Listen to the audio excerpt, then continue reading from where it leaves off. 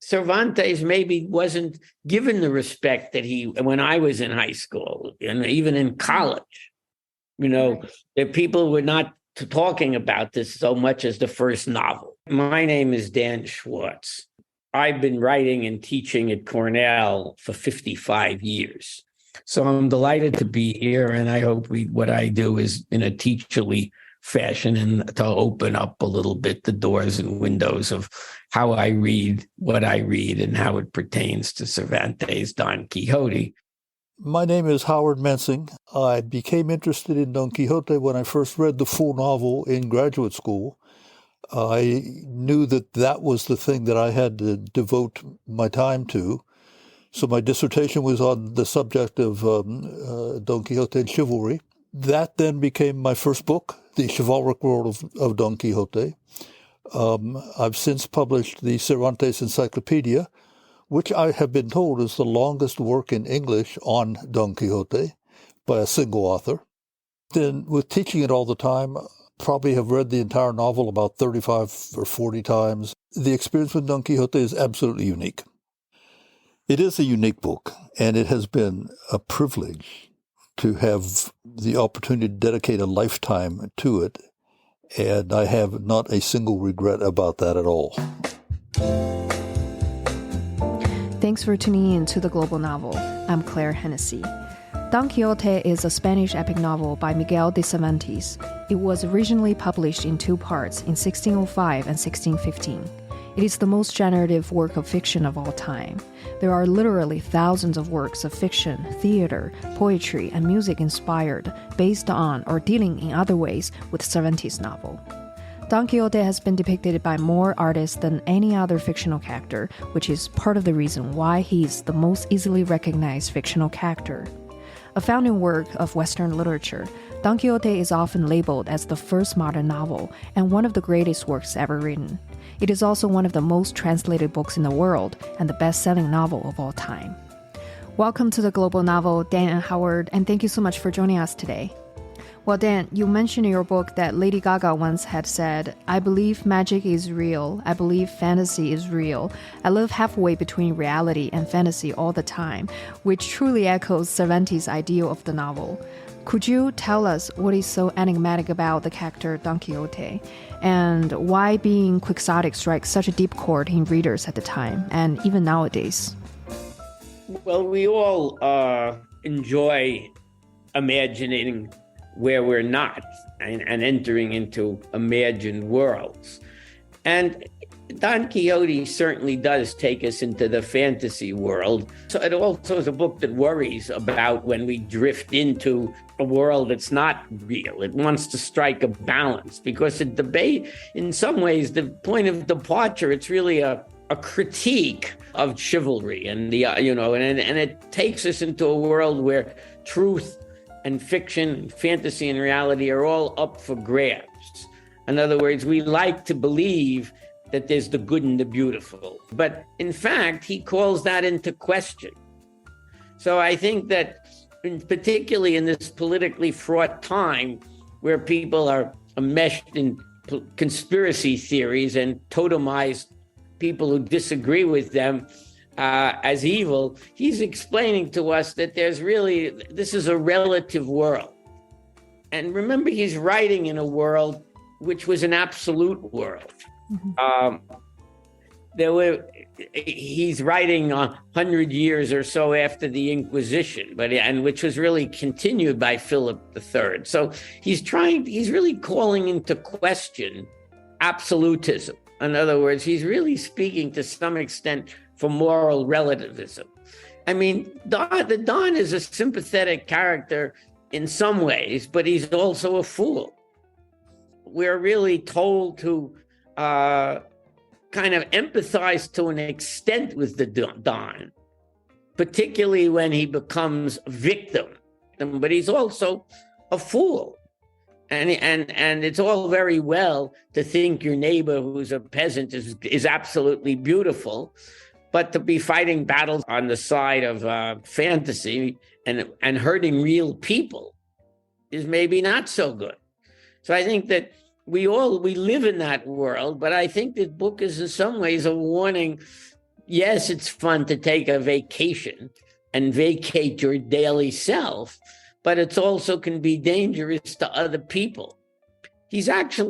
Most people don't even read the second part, the later part, but he's actually more sympathetic there because he's more a victim of, say, the Duke and the Duchess. And he's also more sensible when he talks about governance to Sancho Panza. He actually comes back, I think, a little bit more to the real world. But certainly, leaving this world is not so good. I'm one of the things about reading, and it's certainly true of Don Quixote, and one reason it's often thought of as the first novel, reading imaginative literature takes you into worlds not your own. And in fact, it allows you to see other people's points of view, to live at another place in another time. But Don Quixote is a reader. He's read these chivalric texts, and he's it's taken his mind astray. Mm-hmm. So we also have to realize that when we read, not to believe everything. What Don Quixote teaches us, among other things, is he has a kind of radial center. And we must, to understand this book, draw a circumference of judgment. On one hand, we're sympathetic with this decent guy, but on the other hand, we have to realize that he's taken us astray, and that his grammar of motives, that is following his own quixotic ideas, may not be the best for everybody.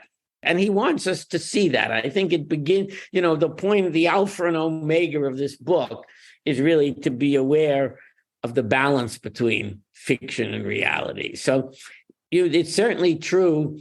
Lady Gaga herself followed the Don sometimes in creating her own reality.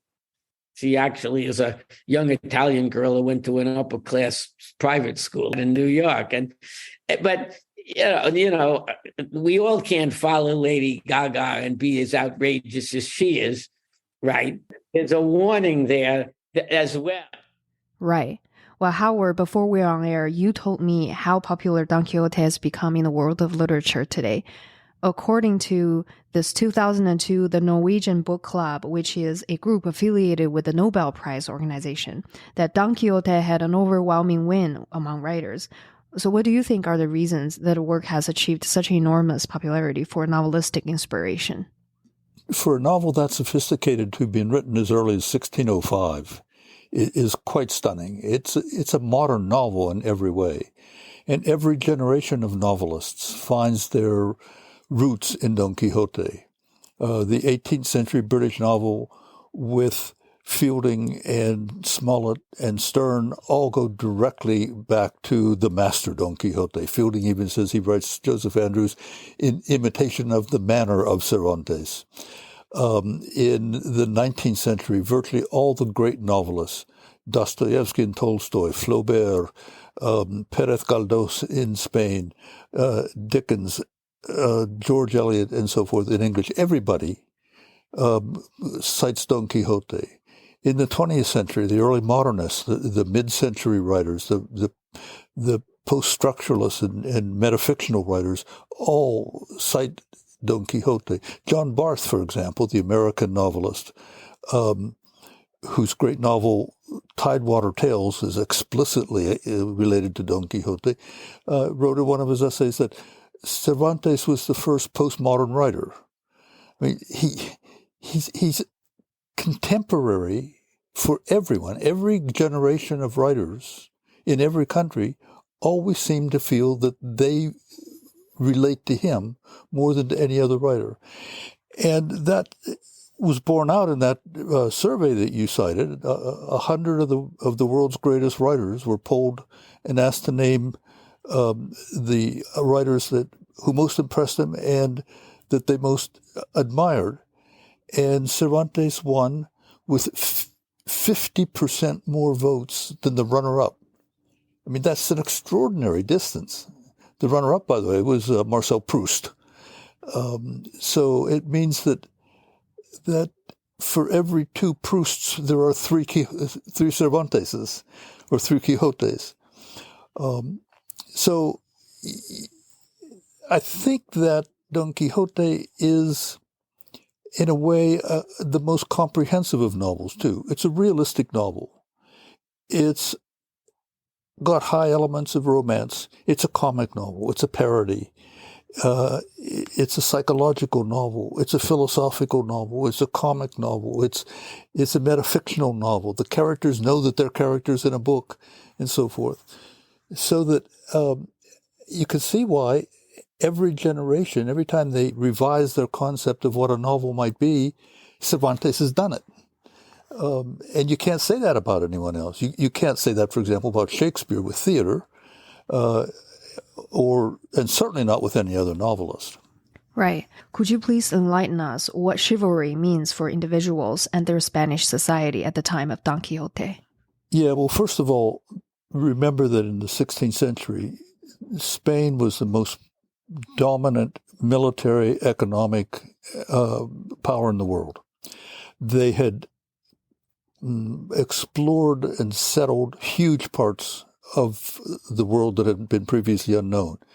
In the early 16th century, ships arriving from the New World would have tales of extraordinary animals and encounters and people and buildings and structures and so forth. The entrance into the Aztec capital was described as something right out of a book of chivalry, the romances of chivalry that were so popular in Spain and Europe in the 16th century.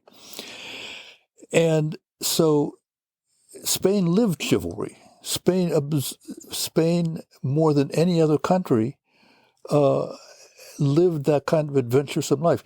And, of course, that had its roots in the medieval reconquest, as it was called, taking back from the Arabs, who in 711 just dominated the Iberian Peninsula, winning that land back for Christianity.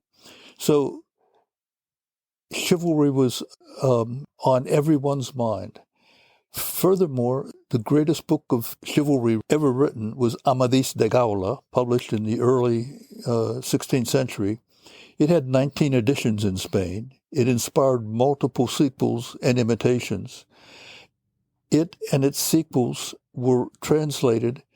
They were published and read more often in France and Italy than they were in Spain. In fact, I recently published something that indicated that there were probably 600 editions of books involving Amadis and his descendants and so forth. Over 1 million people read that novel and its sequels in the 16th and early 17th century. It was the first true massive international bestseller in the age of print.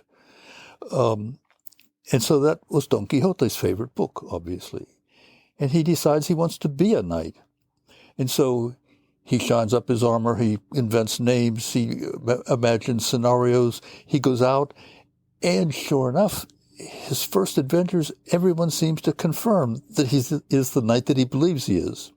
In my first book, The Chivalric World of Don Quixote, I tried to trace his belief in himself as a knight-errant on an outline that depends on the way he speaks.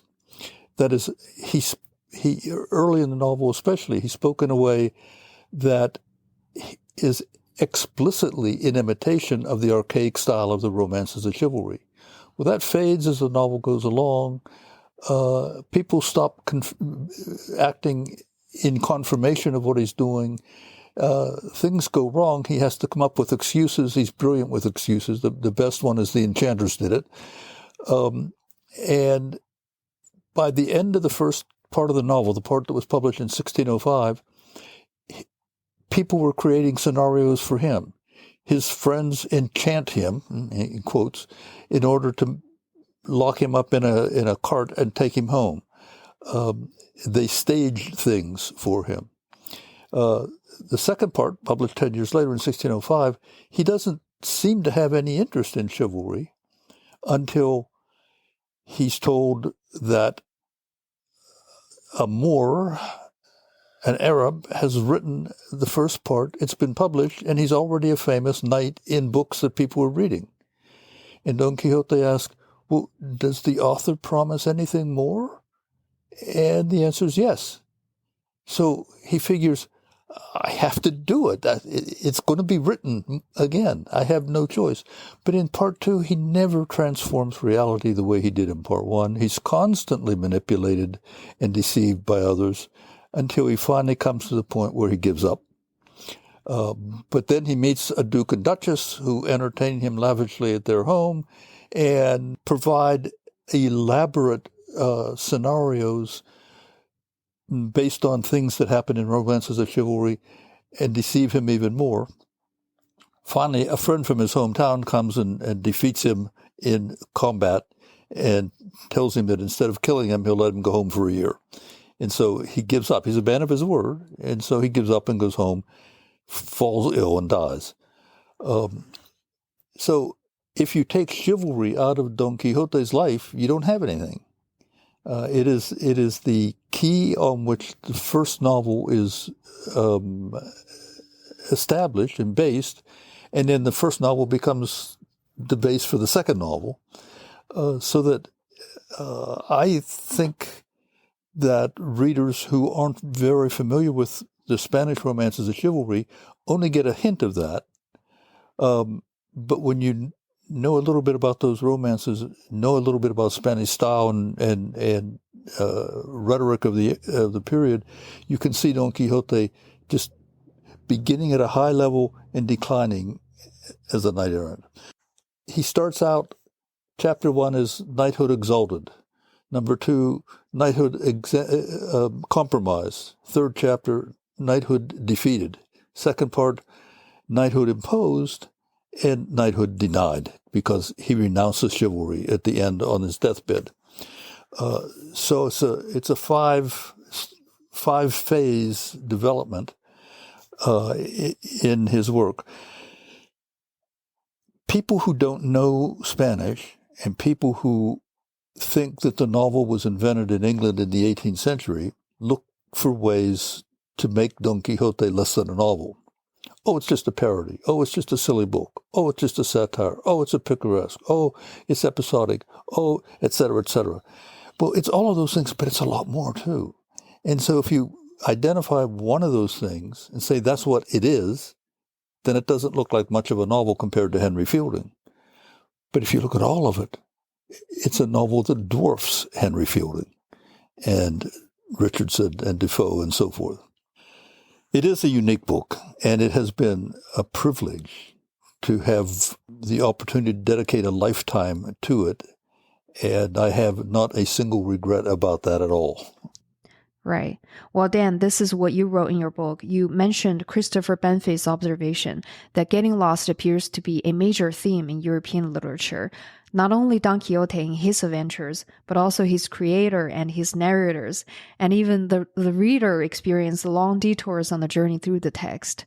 So how do we understand some of the major narratorial techniques such as digressions and multiple perspectives? In other words, what does Don Quixote teach us about the novel form? Well, he certainly introduces the multiple narration, which is really something that becomes more a factor in 20th century fiction. And in fact, in 20th century art with something like Cubism.